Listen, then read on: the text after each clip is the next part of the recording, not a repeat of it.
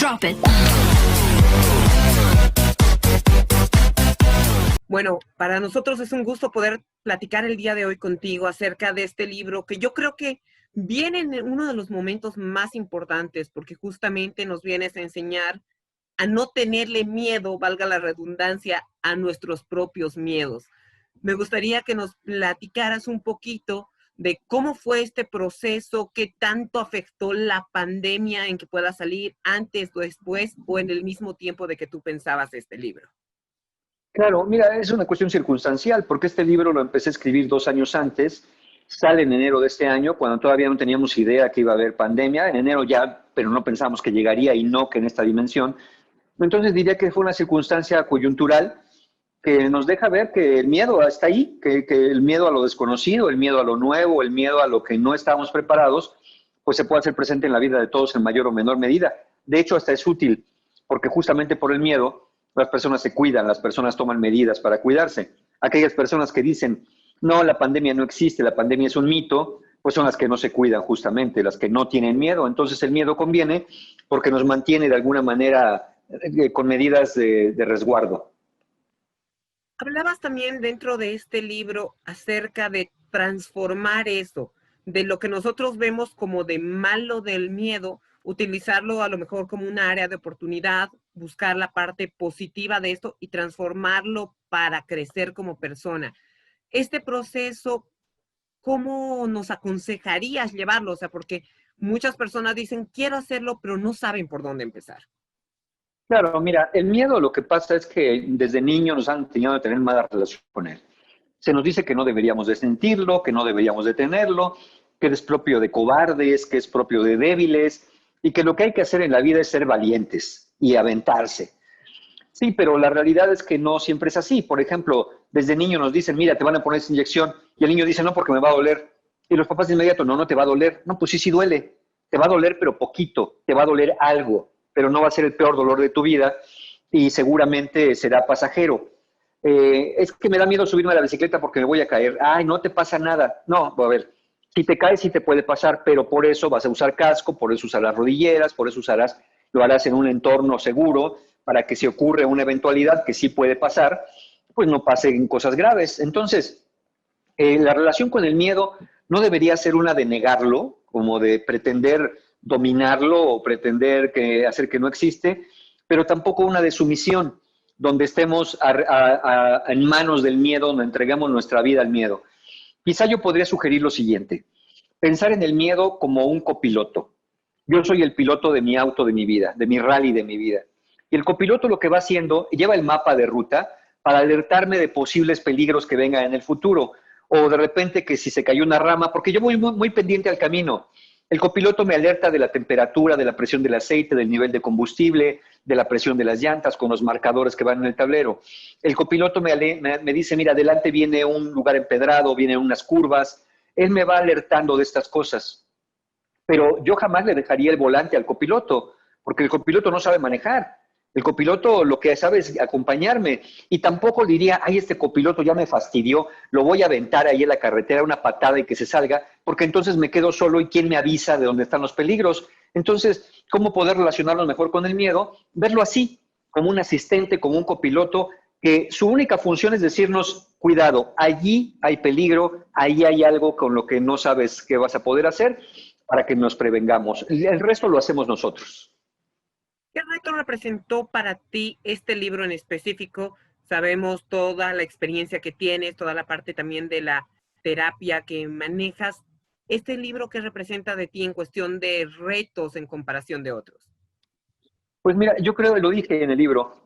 Quizá los demás libros, los primeros que escribí que eran de relaciones de pareja, el siguiente que escribí que era para un trabajo más personal, este trabajo, este libro viene muy desde adentro. Viene muy también del reconocimiento de mis propios miedos a lo largo de la vida. Narro por ahí algunos que tenía de cuando era niño, pero también narro algunos otros de pacientes míos y algunos otros propios contemporáneos. Y sin embargo, la mayoría está sustentado en diferentes estudios, en diferentes investigaciones.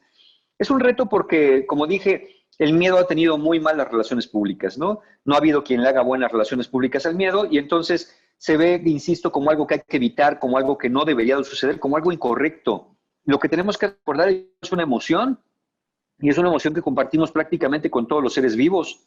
Y es una emoción de supervivencia, que si no la sintiéramos, podríamos asomarnos de más en una ventana, podríamos cometer imprudencias al manejar un vehículo o hasta al cortar con un cuchillo en la cocina. El que tengan mango de madera y el que nos enseñen a cortar nuestros papás tiene que ver con el miedo a que nos vayamos a cortar y a lesionar seriamente. Entonces, el miedo está presente en todas partes, está presente al bajar una escalera, está el presente al salir a la calle y atravesar una avenida, está presente cuando tenemos algún síntoma físico, lo que nos mueve a ir al doctor es eso precisamente. Y a veces nos evita ir al doctor, como cuando decimos, híjole, mejor no voy, no sea que me diga que tengo algo. Ese miedo que paraliza, pero el miedo te pasa diciéndote, ve al doctor, esto no está bueno. Y uno es el que dice, no, no quiero saber, pero siempre es mejor saber para poder actuar. Claro. Justamente me llama la atención porque por ahí estabas platicándonos de que en el libro vas narrando algunos miedos, tanto tuyos como de paciente, como miedos en general, que por ahí también los abordas. ¿Qué miedo se podría decir que tiene Mario Guerra que a lo mejor no entró a estar dentro de ese libro? Bueno, entraron muchos, sobre todo uno que estaba yo pasando cerca de un proceso médico donde no tenía la certeza si tenía cáncer o no. Al final resultó que no, pero cuando terminé el libro no lo sabía. Entonces, ese miedo me acompañó durante toda la escritura del libro. No fue el origen de la escritura del libro, pero fue coyuntural también. Se presentó este proceso de enfermedad mientras estaba escribiendo el libro. ¿Cuáles son los miedos que pudieron no haber entrado? Muy probablemente son miedos profundos que compartimos todos. Muy probablemente el miedo a la muerte, muy probablemente el miedo a la falta de sentido de vida, porque si no, pensaríamos, este es el cuarto libro que escribo. ¿Por qué escribo libros si no esos libros le dan un sentido a mi vida? Es decir, escribir un libro es desde pensarlo, planearlo, sentarse a escribirlo realmente. Vamos, uno ocupa horas de su vida escribiendo un libro, por ejemplo, en mi caso. Entonces, muy probablemente lo que me mueve a hacer muchas cosas de los que hago son muchos de los miedos, el miedo a no trascender, el miedo a que mi vida no tenga sentido. Yo creo que muchos de esos miedos han estado allí presentes y sin embargo no figuraron propiamente como míos en el libro, pero me puedo identificar, como muchos de los lectores se van a identificar, con miedos que dicen, creo que yo también lo tengo. Me gustó un poco la parte que mencionabas tú acerca de que malamente todos vemos que el miedo es de cobardes, el miedo te hace más débil. ¿Cómo luchar contra esa imagen? ¿Cómo buscar la manera de demostrarlo? Y más que de demostrarlo, de asumir lo que bien comentas tú, que el miedo está en todos, que el miedo puede estar desde salir de tu casa y te pueda pasar algo, o salir de tu casa y estés bien. Sí, mira, yo creo que el miedo en ese sentido, eh, más allá de que cumple una función, esta función de alertarnos, justamente se hace presente en los momentos que tiene que hacerlo. Cómo poder afrontarlo? ¿Cómo poder de alguna manera relacionarse diferente con él? Eso va a implicar mucho cómo lo hemos visto, pero aprenderlo a mirar de una manera más a la distancia, darnos cuenta realmente la gran importancia que tiene, darnos cuenta realmente que su objetivo es justamente cuidarnos, que no es asustarnos, ¿no? No es como en el Halloween, por ejemplo, que alguien se disfraza de monstruo con el afán de asustar y divertirse. No, el miedo no se divierte con su trabajo, digámoslo así. Y por eso me gusta hablar del miedo como un personaje, porque creo que hablándolo como un personaje lo podemos entender mejor. ¿Qué hace? ¿Qué piensa? ¿Qué nos diría? Entonces el miedo no disfruta con asustarnos. De hecho, es la manera que tiene de comunicarse con nosotros. Así como una enfermedad a través del dolor físico nos hace ver el cuerpo que algo no está funcionando bien, el miedo a través de sensaciones desagradables en el cuerpo nos hace notar su presencia para que le hagamos caso. Si el miedo fuera un ser pequeñito, como un duendecillo, con una vocecita muy frágil, nos dijera, oye Mario, por favor, hazme caso, mira, tengo algo muy... No, no le voy a hacer caso. Por eso tiene que presentarse grande, aterrador, gritón, precisamente para que llame mi atención y yo vea qué es lo que me está señalando, para que yo voltee a ver eso que me dice que puede ser peligroso. Entonces, creo que este desagrado que tenemos por el miedo, este rechazo que tenemos por él, es natural porque sí es desagradable, porque sí es aterrador y porque sí puede ser muy confrontativo, pero entendamos que ese es su idioma. No le podemos pedir a un elefante que sea enano, ni le podemos pedir a un mosquito que sea gigante. Es en la dimensión de lo que hace, todo lo que el miedo hace, lo tiene que hacer de esa manera para cumplir su función. Perfecto. Me gustaría también que nos platicaras un poco. ¿Sientes tú algún miedo al momento de estar escribiendo? ¿Miedo de cómo lo va a tomar la gente? ¿Miedo de si a lo mejor van a entender algo que estés abordando? ¿Miedo si van a decidirse a ir a comprar el libro, a recomendar el libro? ¿Y cómo manejas ese miedo? Sí, mira, qué buena pregunta. Es cierto, sí, sí lo tengo, pienso. Primero, mi miedo es, no vaya yo a decir una cosa que no es. Por eso en el libro cuido mucho de que cuando digo, yo creo, así lo digo, yo creo. Pero cuando sostengo algo, sí me gusta poner como la referencia de dónde viene, qué estudio, quién lo dice, sabiendo que aún la ciencia va cambiando y tal vez en el futuro sepamos cosas diferentes. Por eso, pues los libros tienen un momento y un tiempo también en su contexto. Pero si esas voces que me dicen de pronto, ¿y si a nadie le interesa? ¿Y si nadie lo compra? ¿Y si te equivocas en algo y te rebaten? Entonces, si yo me voy haciendo pequeño ante el miedo, ya no voy a escribir el libro. Digo, no sabes qué, tienes razón, esto es muy complicado, nadie le va a gustar, nadie lo va a comprar, y me voy a detener. No, lo que yo quiero hacer con el miedo es decirle, mira, qué bueno que me dices que qué tal que me equivoco, porque entonces voy a revisar con más cuidado. Qué bueno que me dices que es posible que a alguien no le guste, porque voy a buscar hacerlo interesante de alguna manera, no técnico ni solamente narrativo, sino que comparta un poco de las dos cosas. Qué bueno que me dices que pues a lo mejor tienes miedo de que nadie lo compre. Bueno, yo digo, sería muy difícil que nadie lo comprara. A lo mejor no lo compran tantas personas como espero o lo compran más de las que me imaginé, pero con eso no puedo hacer mucho. Lo que puedo hacer, le digo al miedo, lo que puedo hacer es tratar de hacerlo interesante y preciso, en la medida que esté a mi alcance hacerlo. Lo que resulte de eso, pues la gente dirá. Y si me equivoco, bueno, siempre hay oportunidad en una futura edición hacer correcciones, corregir ediciones, de decir, esto lo dije, pero esto ya no es vigente porque ahora se sabe esto otro. Entonces, o confirmarlo. Entonces, el miedo lo que quiere es saber si nos podemos hacer cargo de las eventualidades. El miedo de alguna manera nos pone a prueba como buen guardián que es, quiere saber si tenemos los elementos y me dice, ¿y si pasa esto? ¿Y si pasa lo otro? ¿Y si a nadie le gusta? ¿Y si no lo compran? ¿Y si te equivocas? Y cuando ve que tengo una respuesta y un plan de acción, dice, no, bueno, parece que te sabes hacer cargo de las cosas. Entonces me voy a quedar por aquí por si me necesitas, pero no voy a intervenir, porque parece que tienes cubiertas estas posibilidades. Y a veces también le digo al miedo, así como te dije a ti, oye, qué buena pregunta me acabas de hacer. Fíjate que no había pensado en eso. Qué bueno que me lo preguntas porque voy a tomar precaución en esto otro que me acabas de decir.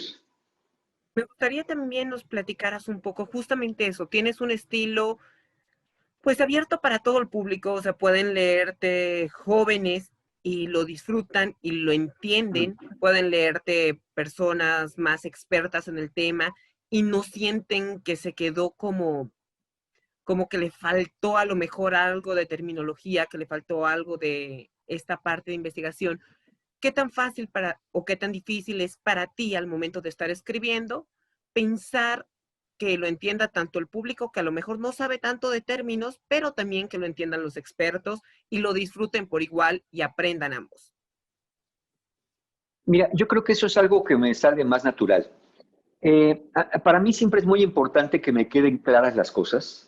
Por eso creo que puedo transmitirlo de una manera muy coloquial y muy directa, porque a mí me tiene que quedar claro y a veces para que a mí me quede claro tengo que desmenuzar las cosas en partes pequeñas para poderlas entender. Pero también me gusta saber de dónde saco lo que digo. Me gusta que las cosas estén sustentadas. Y como me gusta eso, entonces indago, investigo. Y como indago, investigo, pues cito y hago ciertas referencias. Sé que hay términos que uno podría no conocer, ¿no? Si le digo a una persona, mira, este es el fenómeno de la ansiedad, y digo, bueno, a ver, la reactancia no es tan coloquial, para mí sí, pero para la mayoría de la gente no. Entonces, explico qué es la reactancia, porque en su momento, por ejemplo, yo tampoco lo sabía. Entonces, yo dije, a ver, ¿cómo la puedo entender mejor? Yo siempre desde niño he entendido las cosas con ejemplos. Y siempre desde niño he puesto muchos ejemplos cuando hablo. Ya lo habrás notado, siempre pongo ejemplos, el copiloto y el piloto. Este es, digamos que es una cualidad natural que está en mí, porque para mí es muy importante entender las cosas con claridad. Y entonces, tú podrás imaginarte que cuando yo estoy escribiendo, es como si estuviera hablando aquí contigo ahorita. Ahorita podría estar escribiendo como si estuviera hablando con una persona. Y claro, cuando estoy escribiendo me detengo a leer y decir, a ver, ¿cómo escucharía yo esto que acabo de escribir? Esa reflexión puedo hacer, pero es tan natural para mí como hablar contigo en este momento, ¿no? Incluso hasta puedo bromear en cierto momento en el libro, eh, aclarando que la broma tiene un sentido que nos permite aclarar justamente en lo que estamos tratando de explicar. Claro. Me gustaría también nos cuentes un poquito acerca de qué viene ahora. Ya tenemos este libro, ya lo estamos leyendo. ¿Qué viene? ¿Cuál es el siguiente paso? ¿Tienes en puerta? Y si se va a desprender algún taller, congreso, conferencia o algo relacionado con esto del miedo. Sí, mira, ya hay, incluso, mira, después de este libro escribí uno en coautoría con dos colegas míos, Ana Mar Orihuela y Eduardo Calixto, un instabook, un libro instantáneo que se llama Sobrevive, que hablamos justamente de las experiencias de la pandemia y ahí también plasmé parte del miedo, digamos que se desprende del libro del miedo, ese pequeño muy dirigido a la pandemia, se llama Sobrevive también de Penguin Random House. Tengo un taller que se llama El viaje del héroe, que está basado en los pasos del viaje del héroe de Joseph Campbell, donde hablamos de muchos miedos en vamos, yo hasta a veces de cariño le digo el taller de miedos, porque es del miedo a perder, del miedo a morir, del miedo al que dirán, del miedo a atrevernos a cosas nuevas, y está lleno de estos elementos también. Hasta yo podría decir que el libro sale un poco de ese taller y no al revés, ahora son buenos compañeros en un momento dado, tanto el libro como el taller del miedo. Y entonces, creo que sí puede ir por ahí. Mi idea con un siguiente libro, se ocurre, ¿no? Siempre depende mucho de mi editorial y de mí mismo también. La idea que tengo, que todavía no está definida, pero es una idea probable que puede desprenderse del miedo, es un libro que hable de culpa, remordimiento y vergüenza. Y evidentemente también del perdón a uno mismo, porque igualmente que muchas personas llegan a terapia con muchos miedos, hay muchas personas que viven con mucha culpa, hay muchas personas que viven con gran remordimiento y otras con un sentimiento de vergüenza por sentirse personas inadecuadas o fallidas. Y creo que es un libro que también puede llegar mucho a la experiencia personal de algunos lectores. Drop it.